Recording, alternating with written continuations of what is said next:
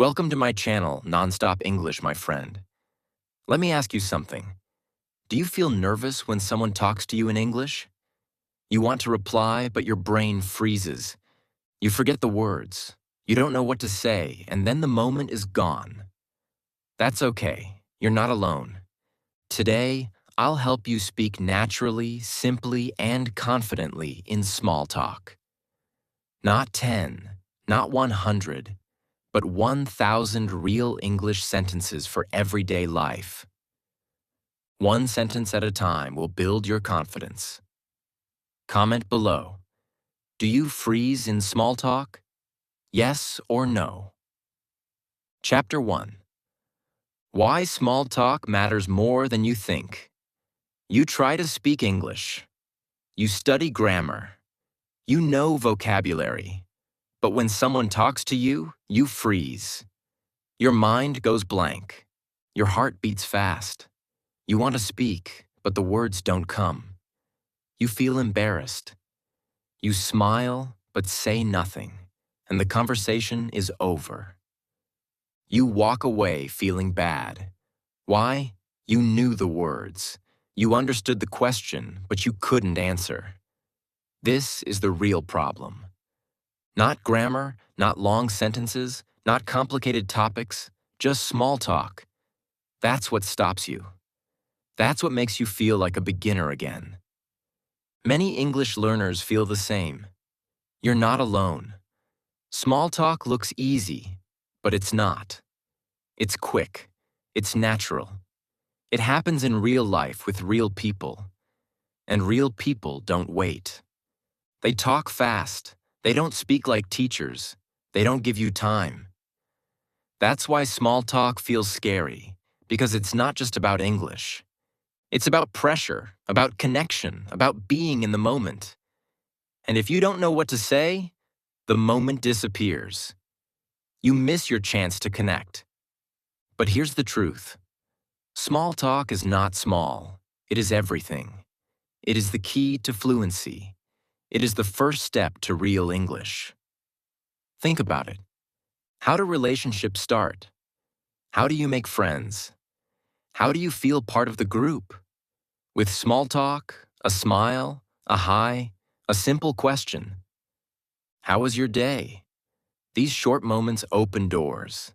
They make people trust you. They make people like you. And when people like you, they want to talk to you more. And when you talk more, you get better at English. So the big secret is this. If you want to be fluent, master small talk first. Now let me tell you a short story. A student named Lena once came to me after class. She said, "Teacher, I know grammar. I watch English TV, but I still feel like I can't speak." I asked her, "What happens when someone says hello to you?" She laughed nervously. "I smile and run away," she said. I smiled back because I understood. I had seen it before many times. So we started simple. We practiced one line, just one. "Hey, how's it going?" She said it again and again. Then she used it in real life. First with me, then with a classmate, then with a stranger at the library. And one day she came to class smiling. "I talked to someone on the train," she said, "and it felt real." That was the beginning. Today, she teaches English. Yes, the girl who ran away now teaches others to stay. This is why I'm making this video. Not to teach you big words, not to teach you long grammar rules, but to give you the real tools, the real sentences, the ones you need every day, at the cafe, in the elevator, on the phone, at school, at work. These 1,000 small talk sentences are your keys. Each one is a tiny step, but together, they will change your life. I promise you. So don't worry if your English is not perfect. Don't worry if you forget words. Don't worry if you feel nervous. That's all normal. But let's make a promise today, you and me. Let's promise to try to learn one sentence at a time, to speak even if it's not perfect. Because small talk is not about being perfect. It's about being present. It's about connection. And connection is where fluency begins. In the next chapter, we will begin with something very simple. How to say hello without feeling like a robot. You will learn real greetings, real feelings, real English. But for now, ask yourself this. What is stopping you from small talk? Is it fear? Is it doubt? Is it habit? Whatever it is, we will break it together. I'm here with you. Let's keep going one small sentence at a time. Chapter 2. How to say hello without sounding awkward. Let's begin where all conversations begin, with a hello. It sounds so easy, right? Just say hello or hi. But when you are in the real world and someone looks at you and says it first, your brain panics. You freeze. You think, what do I say next? Or do I sound strange? That's because nobody teaches you how to say hello like a real person. Most English classes say, hello, how are you? I'm fine, thank you. But nobody talks like that in real life. Native speakers say other things. They use their voice, their eyes, their smile. That's why hi can feel hard. You know the word, but you don't feel natural. Today, I want to fix that. I want to help you say hello with confidence and feel like yourself. Let's imagine this. You walk into a cafe. You see someone you know, maybe a classmate or a neighbor. They smile at you and say, "Hey, how's it going?" Now, what do? Do you smile back and nod? Do you say hello and feel awkward? Or do you reply, "Good, and you?" in a flat voice that sounds like a textbook? This is what most learners do, and it's okay. You're learning. But what if I told you there are more ways to say hello? More real, simple, friendly ways that native speakers use every day. Let me show you. You don't have to say hello all the time. You can say, "Hey, hi there. Morning. Good to see you. What's up? How's everything? Long time no see. Yo, only for friends. How's your day going? Hey, how have you been?" These are real greetings. They are short. They are friendly. And most of all, they are used every day by real people. But here's the secret. It's not just the words. It's your voice, your smile, your eyes, your tone. If you say, "Good to see you," but you look tired and nervous, it doesn't feel natural. But if you say it with a little smile, it feels warm. It feels real. People notice your energy. So don't just learn the sentence. Practice the feeling. Let me tell you a story. My student Amir was very shy. He had been learning English for 5 years, but avoided speaking. He could write. He could understand. But when it came to saying hello, he panicked. One day we practiced only greetings. That's it. We stood up and walked like strangers. He said, "Hi." I said, "Hi." He said, "How's it going?" And I said, "Pretty good." We did this 10 minutes a day. After 1 week, he told me, "I said hello to someone at the gym." He smiled, and they talked to me for 5 minutes. I smiled too. That's the power of one sentence. It opens the door. After that, everything gets easier. You can do the same. Practice with yourself. Look in the mirror and say, "Hey, how's your day going?" Say it like a real person. Try different greetings. Change your tone. Smile. Feel relaxed. You don't need to memorize 100 greetings. Just pick 5 you like. Use them every day with your friend, with your neighbor, with your phone assistant. You will see the change. You will feel more natural. You will stop being afraid of hello. Also remember this. Greetings are not about grammar. They are about energy.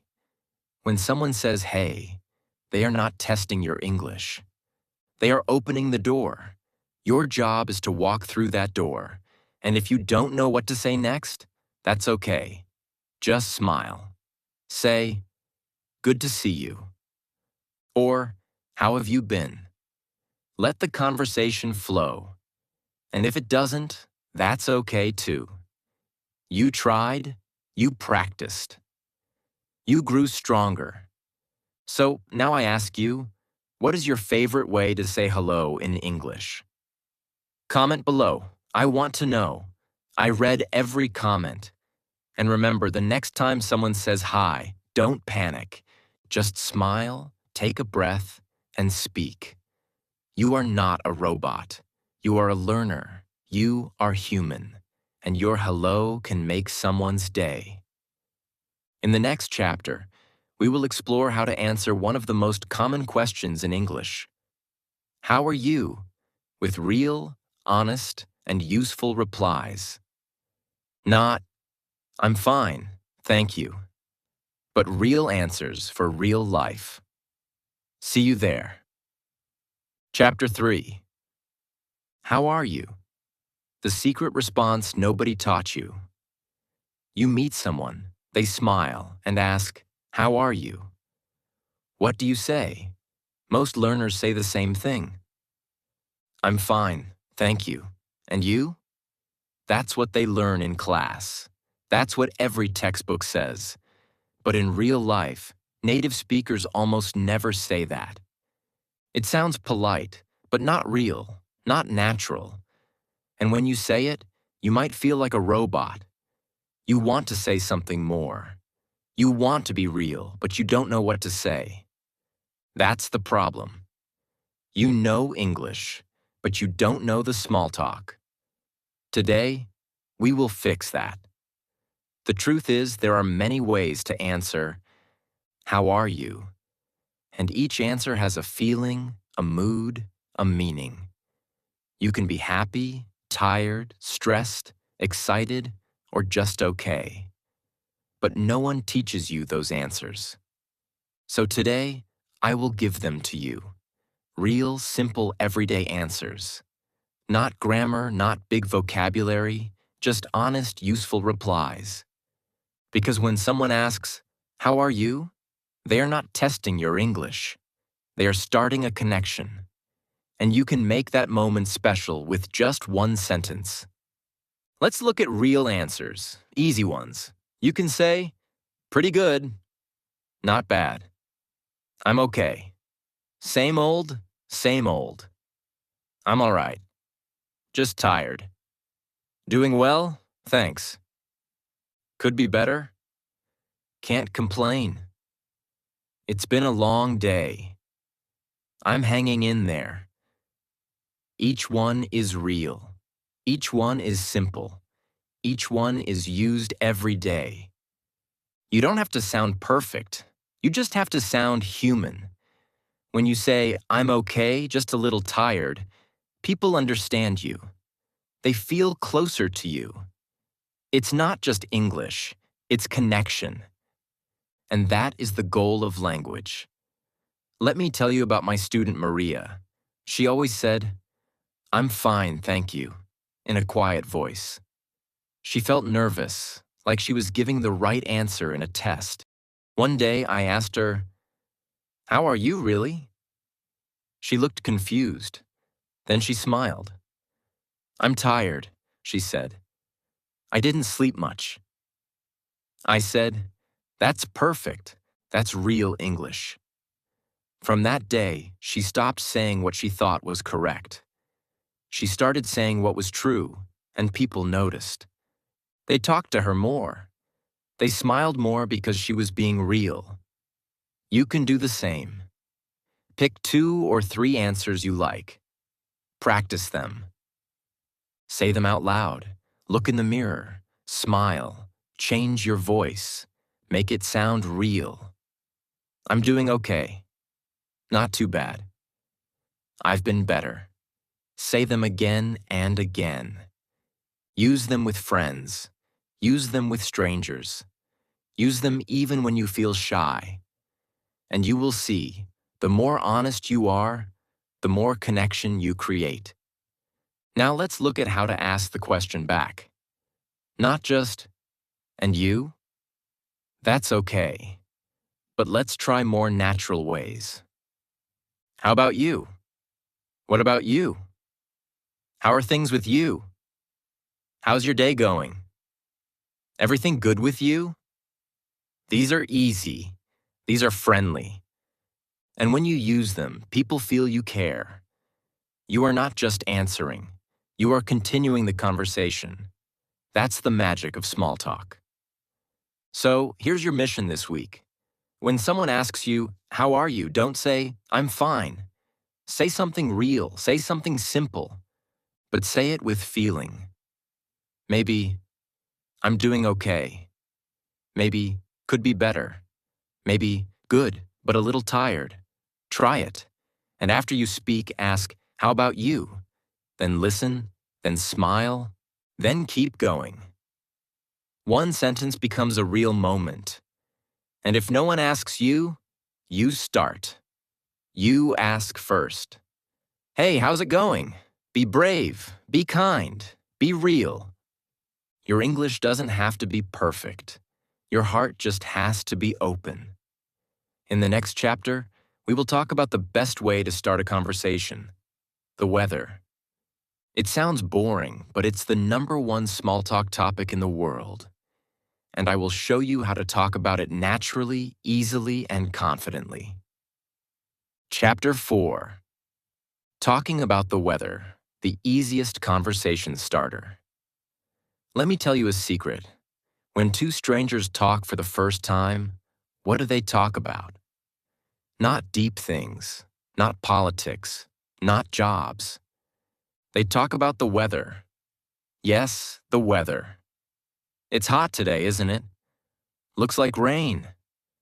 Beautiful morning. These little sentences open the door. They feel safe. They are easy. Everyone can see the sky. Everyone can feel the wind. So when you don't know what to say something about the weather.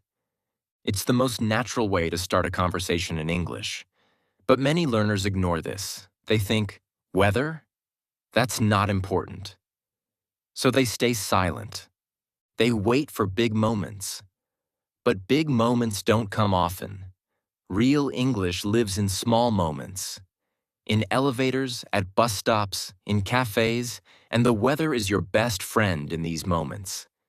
It gives you something to say when your mind is blank, when you're nervous, when you want to speak but don't know how. Weather is the key. Let me show you how. You don't need big words, just simple, true sentences like, "It's freezing today." "So hot out." "I'm melting." "Nice breeze, right?" "Looks like it might rain." "It's a perfect day for a walk." "The weather's been crazy lately." "Feels like spring is finally here." "Ugh, it's so humid." "We need some rain, don't we?" "The sky is beautiful today." These sentences are easy. You can use them with anyone. The shopkeeper, your neighbor, the person next to you in line. You don't need a deep topic, just a shared moment. You both feel the weather. You both live in it. That's enough. Now let me tell you a story. My student Hannah moved to London. She was shy. Her English was okay, but she didn't speak much. One day, it was raining hard.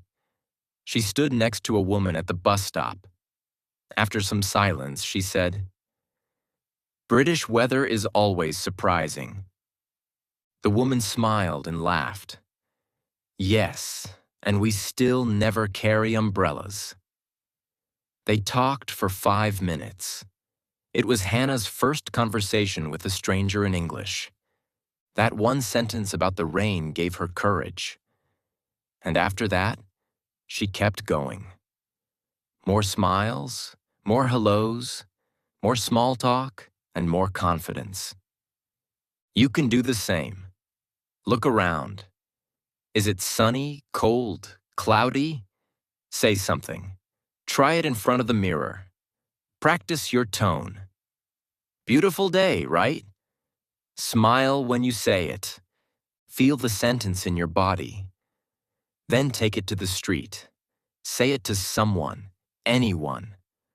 The words are simple, but the feeling in that moment is powerful. Remember, you don't need to be interesting. You need to be real. People don't remember perfect grammar. They remember warmth. They remember connection. So, when the sky gives you something to talk about, use it. It's a free gift. And here's one more tip. If you feel shy, you can talk about the weather even when nobody answers. Just say it out loud. Wow, it's cold today. Say it in your room. Say it when you open the window. Say it when you go outside. This trains your brain to speak naturally. Soon it will become a habit, and when someone is near, they will hear you and maybe they will reply. That's how conversations start. So, what's the weather like today where you are? Comment below and tell me in one English sentence. I read every comment. Let's practice together. In the next chapter, we will talk about one of the most common small talk questions. Where are you from? I'll show you how to answer it with confidence, curiosity, and pride. Chapter 5. Where are you from? Talking about places and people. Sometimes someone looks at you, smiles, and asks, "So where are you from?" It's a simple question, but for many English learners, it feels big. You stop, you think, you feel nervous. Maybe you feel shy about your accent. Maybe you don't know how to say your city's name in English. Or maybe you just don't know how to keep the conversation going after that. So you say, "I'm from Pakistan," or "I'm from Brazil," and then silence. You wait for them to speak again. You hope they say more. But what if they don't? What if they just smile and say, "Oh, nice," and walk away? That's when you feel a little lost. You want to say more, but you don't know how. That's why today's chapter is important, because talking about where you're from is not just about geography. It's about stories. It's about you. People ask, "Where are you from?" because they're curious. It's a question that opens the door to knowing someone. But here's the secret. It's not only about the country. It's about who you are, what your place is like, how it feels to live there. And you don't need difficult English to talk about that. You just need to learn how to describe your place with heart, with feeling, with confidence. And today, I will show you how. Let's start simple. When someone asks you, "Where are you from?" you can say, "I'm from country." But that's just the beginning. You can add more. You can say, "I'm from the north of Italy. It's a quiet place with a lot of mountains." Or, "I'm from a small village near Dhaka. It's very green and peaceful." Or, "I'm from Tokyo. It's a big, busy city with lights everywhere." These are short, easy sentences, but they are full of life. They help people see your world. You can also add personal feelings. "I miss my hometown sometimes. It's beautiful but very hot in summer. I love the food there." These little things turn a boring answer into a real conversation. And when you speak from your heart, people listen. They don't care if your English is perfect. They care if you are real. Let me tell you about a student of mine named Diego. He came from a small town in Mexico. When he first came to class, he didn't like talking about his town. He thought it was too small, not interesting. He felt shy when people asked, "Where are you from?" He would just say, "Mexico," and smile. But one day I asked him to describe his town in one sentence. He said, "It's a quiet place with orange trees and kind people." I smiled and said, "That's beautiful. Say that when someone asks you next time." He did. And the next time someone asked, he didn't just say Mexico. He said, "I'm from a small town with orange trees and kind people." And the person replied, "That sounds amazing. I'd love to visit someday." That moment gave Diego confidence. He started sharing more. And now he speaks with pride. You can do that too. You don't need long stories, just small sentences with emotion. Say something about your town, your family, your childhood, the food, the weather, the people. Say what makes your place special to you. It doesn't matter if it's a big city or a tiny village. Every place has something beautiful. And when you share that beauty, people remember you. You can also ask questions. After you say where you're from, you can ask, "Have you ever been there?" Or, "Do you know it?" Or even, "Where are you from?" This keeps the conversation going. It shows that you're not just answering, you're also interested in them. Small talk is a two-way street. You speak, then you listen, then you speak again. This is how language becomes a bridge, not a wall. Now let's practice together. Imagine someone asks you, "Where are you from?" Try to answer in one full sentence, not just your country, something about your place. Try to add one detail. Maybe the food, maybe the nature, maybe the people. Say it out loud. Feel your words. Don't worry about grammar. Worry about being human. You are sharing your world. That is a gift. And remember, you are not just learning English. You are learning to share your story. And your story starts with where you're from. Speak it proudly. Speak it slowly. Speak it with love. Because when you talk about your place with love, your English becomes more than words. It becomes alive. So, where are you from? Tell me in the comments. Use one full sentence. Let's learn from each other. Let's listen to each other's words. I read every comment, and I can't wait to hear about your place. In the next chapter, we will talk about another common small talk topic: jobs, study, and daily life. What do you do? What do you say when someone asks that? Don't worry, I'll help you feel ready. Chapter 6. What do you do? Jobs, study, and daily life. It's one of the most common small talk questions in English. Someone looks at you and asks, "So, what do you do?" They want to know if you work or study. They are not being rude, they are just curious. It's a normal question in English-speaking countries, but for English learners, this question often feels uncomfortable. You stop, you think, you feel nervous. What do I say? What if I don't have a job? What if I don't know how to explain my work in English? Maybe you're a student. Maybe you stay at home. Maybe you are between jobs. And suddenly, one small question feels very big. But it doesn't have to be. Today, we will learn how to answer this question with calm, with confidence, and with honesty. You don't need a big vocabulary. You don't need fancy words. You just need simple sentences that feel true. And I will give them to you. Let's start with some basic answers. If you have a job, you can say, "I work in a hospital." "I'm a teacher." "I work in marketing." "I'm a software developer." "I have a small business." "I work at a restaurant." If you're a student, you can say, I'm a student at university. I'm studying English full-time. I take evening classes. I'm learning online right now.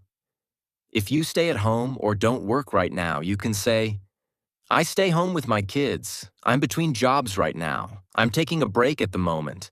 I'm looking for something new. I help my family at home. These sentences are simple. They are real. They are polite. You don't need to explain everything. Just one line is enough. You are not in a job interview. You are just having a small talk moment. One sentence, one connection. Now here's the part that makes your answer special. After you answer, you can add one short detail. For example, I'm a teacher. I work with young children. I'm a student. I'm learning graphic design. I work in a shop. I really enjoy talking to customers. I'm looking for work. I used to be in customer service. I stay at home with my baby. She's 1 year old. This small detail turns your answer into a story. It helps the listener understand you better. It creates connection, and it gives them something to say next. That's the power of small talk. It keeps the conversation moving. Let me tell you about one of my students. His name is Kareem. He worked as a cleaner in the city, but he always felt ashamed to say that in English. He thought people would look down on him. So when someone asked, "What do you do?" he used to say, "Nothing special." But one day I asked him, "What do you really do?" He said, "I clean offices at night. It's hard work, but I listen to English podcasts while I clean." I smiled and said, "That's powerful. That's real. Say that." The next time someone asked him, he said proudly, "I clean buildings at night and I listen to English while I work." The person smiled back and said, "That's amazing. You're learning while working. I respect that." And from that moment, Kareem stopped hiding. He started sharing. You can do the same. Don't be afraid of your answer. Whether you're working, studying, resting, or helping at home, your time has value. Your day has meaning. And when you speak with honesty, people respect you more. Also, if you don't want to talk about work, that's okay too. You can move the conversation gently. Say something like, I work in tech, but I love music more. I study full-time, but I'm also learning English for fun. I'm taking a break now and spending more time with family. This shows that you are not just your job. You are a person with interests, dreams, and real life. And people love that. After you answer, don't forget to ask back, what about you? Do you work nearby? What do you do? This makes the conversation fair. You're not just talking, you're listening too. That's what makes small talk feel kind and natural. So now I ask you, what do you do? Think about your life, your day, your energy. Try to write one sentence in English. Say it out loud. Add one small detail. Try it in front of the mirror. Practice it until it feels easy. That sentence is your story. That sentence is your power. And comment below. Tell me what you do in one short sentence. I read every comment, and I'd love to hear about your work, your study, or your daily life. In the next chapter, we'll talk about weekend conversations. How to answer the question, what did you do this weekend? You'll learn fun, simple ways to talk about your past, even if you did nothing special. Chapter 7. We can talk. What did you do?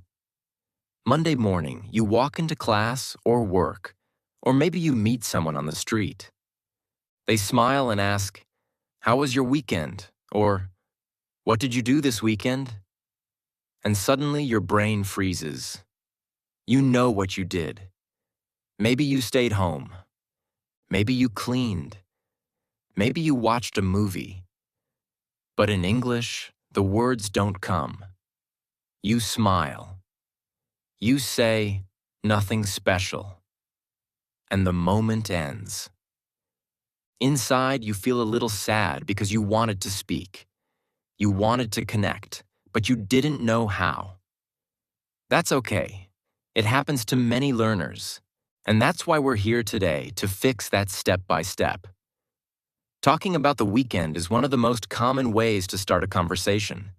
It's safe, it's friendly, it gives people something to share. That's why native speakers use it so often. They ask, "How was your weekend?" Even when they don't expect a long answer. They just want to talk. They want to feel close. So, when you learn how to answer this question in simple English, you will feel more confident. You will feel ready. And that's a beautiful thing. Let's start with easy answers. If you had a quiet weekend, you can say, "It was okay. I stayed home. Pretty quiet. I just relaxed. Not much. Just watched TV. I did some cleaning and laundry. Nothing special. Just took it easy." These are simple, natural, real. You don't have to do something exciting to talk about it. Even rest is part of life. You can also add short details. I stayed home and watched a movie. I relaxed with my family. I cooked something nice. These small additions turn your answer into a real conversation. If you did something fun, you can say, "I went to the park. I saw a movie with a friend. We had a barbecue. I visited my grandparents. I went shopping." Again, these are short, easy to remember. You can build on them if you want. "I saw a movie with my sister. It was really funny." Or, "We went to the beach. The weather was perfect." Little moments, little stories. That's all small talk is. Let me tell you about my student Nyaka. She used to feel nervous every Monday.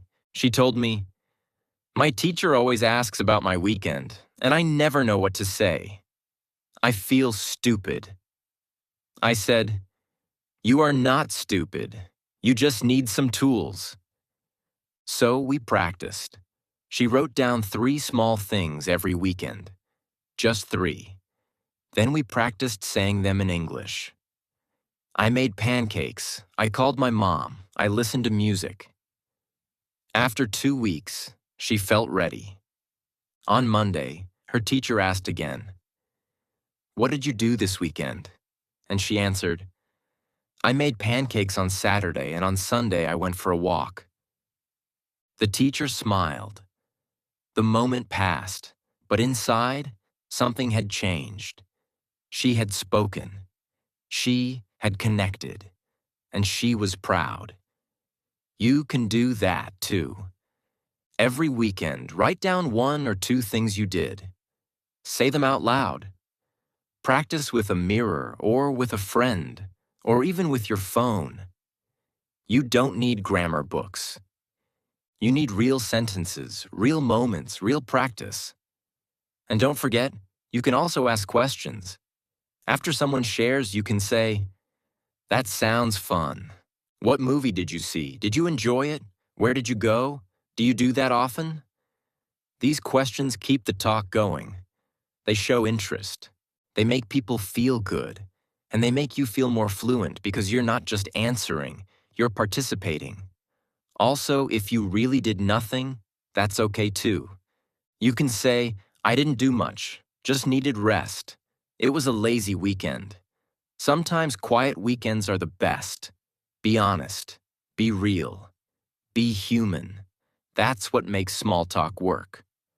So, what did you do last weekend? Try saying it in 1 or 2 short English sentences. Comment below. Tell me. Let's practice together. Don't be shy. Even if you just rested, your words matter. Your English matters. Your life matters. In the next chapter, we'll talk about hobbies and interests. And how to speak about the things you love doing in your free time. This is where small talk gets fun and personal.